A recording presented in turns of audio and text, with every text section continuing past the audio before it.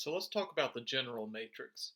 And whenever I talk about a general matrix, I'm talking about a matrix that is just used without a specific context.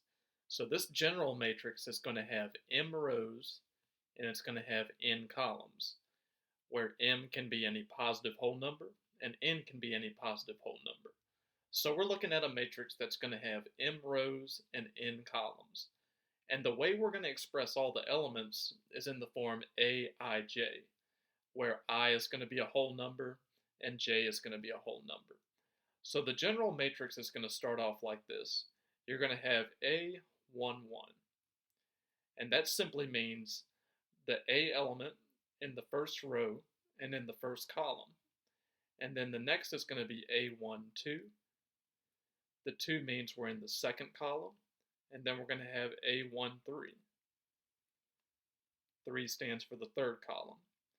And then we'll skip a few until we get to A1n. And we're stopping at n because, like we noted before, this matrix is going to have n columns.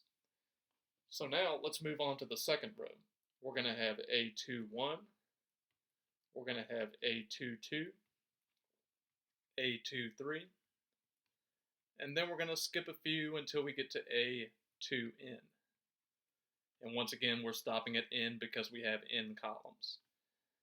And now let's go to the third row. So we're going to have A31, A32, A33. And then we're going to go until we get to A3n. So we have the first 3 rows right here.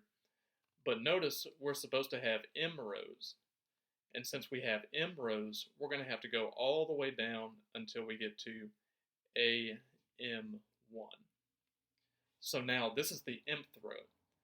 And I'm going to go through all n columns.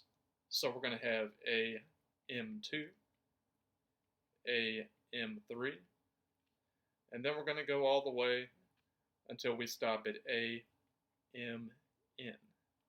So that's going to be our last element. So now let's go ahead and add the brackets to the matrix. Let's close it up with brackets.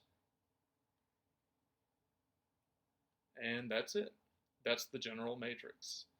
Now sometimes you'll see that they'll have 3 dots going diagonally like this. And that's just to say we are skipping a few here as well. So remember, this matrix is going to have m rows. It's going to have n columns, where m and n are just 2 different whole numbers. And all the elements are going to be of the form aij. So when we look at these elements, we always look at aij. aij. So the first number is always going to stand for the row, and the j is always going to stand for the column. So that's the general matrix.